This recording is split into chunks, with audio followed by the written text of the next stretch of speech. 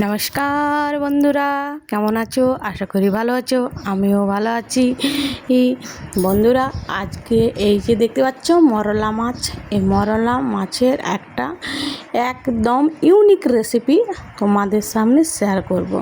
তো চলুন, তুমি করেই বললাম সবাইকে, কিছু মনে করবে না। তো চলুন, এই যে মাছগুলো বেশি বক বক না করে এবারে মাছগুলো পরিষ্কার করে নিয়ে আসি। এই যে দেখছেন একে একে পরিষ্কার করে নিচ্ছি। সমস্ত মাছ ধুয়ে পরিষ্কার করে নিয়েছি।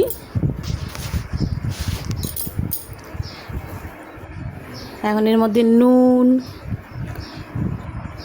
হলুদ আর সামান্য সর্ষের তেল দিয়ে বেশ ভালোভাবে মাখাবো।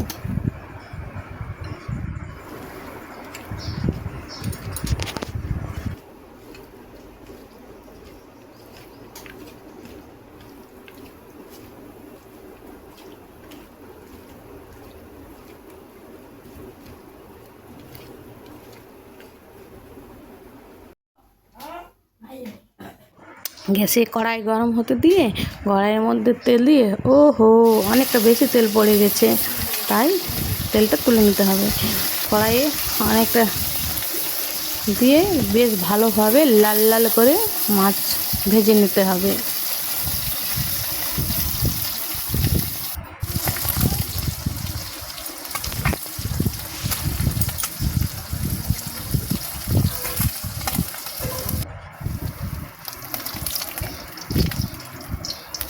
মাছের এপিঠ ওপিঠ ভালোভাবে ভাজতে হবে।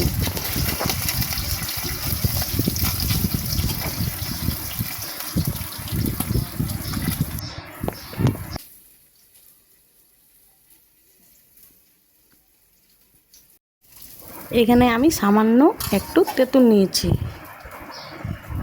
চলুন তাহলে মশলা বেটে নিই। এখানে সামান্য সরষা আর কাঁচা লঙ্কা বেটে নিচ্ছি।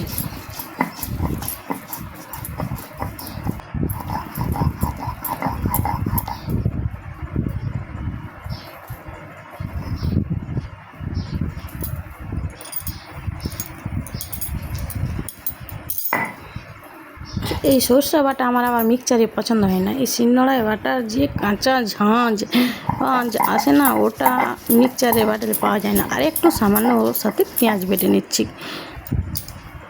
সামান্য কড়াই গরম হয়ে গেলে আবার সরষের তেল দিয়ে সামান্য 5 ফোড়ন দিয়ে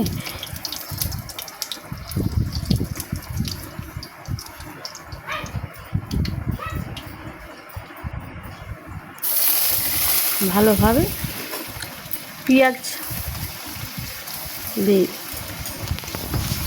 পেঁয়াজ দিয়ে ভাজতে হবে। পেঁয়াজের কাঁচা গন্ধ চলে গেলে ওর মধ্যে কয়েক টুকরো টমেটোর টুকরো দিতে হবে। তেঁতুলের কাপ বের করে নিতে হবে হাত দিয়ে চটকে চটকে। কয়েক টুকরো টমেটো দিয়ে এখন টমেটোগুলোকে হালকা নাড়াচাড়া করে ভাজতে হবে।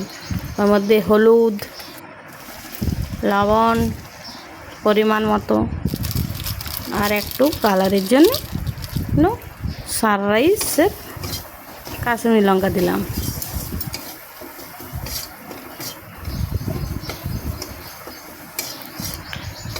টমেটোটা একটুখানি মজে এলেই ওর মধ্যে একটু সামান্য চিনি দিলাম, ওই নুন আর টকের ব্যালেন্স করার জন্য। এবারে সর্ষে বাটা দিয়ে দিতে হবে। সর্ষে বাটা দিয়ে খুব একটা বেশি কষাবো না, কারণ সর্ষে বাটা দিয়ে বেশি কষালে তিতো হয়ে যাবে। তাই একটু সামান্য নাড়াচাড়া করে মশলার মধ্যে তেল ছেড়ে দিলেই একটু সামান্য জল দিয়ে নাড়াচাড়া করে নিতে হবে।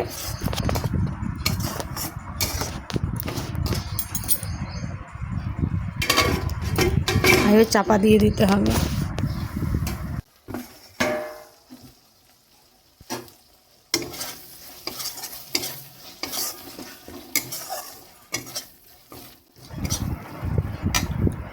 মশলা কষা গেলে ওর মধ্যে তেঁতুলের পাল্প দিয়ে দিতে হবে। আর একটু সামান্য জল।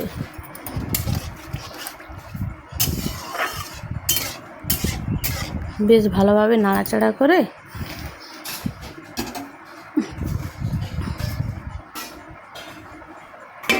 একটা চাপা দিয়ে দিতে হবে যতক্ষণ না গ্রেভি ফুটে ওঠে। বাস গ্রেভি ফুটে উঠলে ওর মধ্যে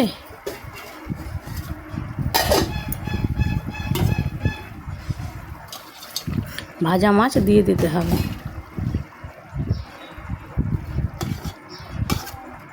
ভাজা মাছ দিয়ে সামান্য নাড়াচাড়া করে নিলে হ্যাঁ, আর একটুখানি চাপা দিয়ে যতক্ষণ না মাছ থেকে তেল ছাড়ে। ব্যাস একটু গায়ে মাখা মাখা হয়ে এলেই নামিয়ে নিতে হবে।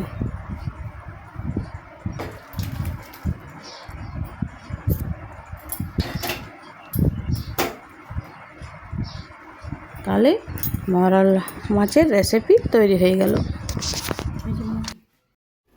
তাহলে ভিডিওটা যদি ভালো লাগে তাহলে একটা অবশ্যই লাইক করবেন, কমেন্ট করবেন এবং শেয়ার করবেন এবং সাবস্ক্রাইব করবেন। সুস্থ থাকবেন, ভালো থাকবেন, ধন্যবাদ।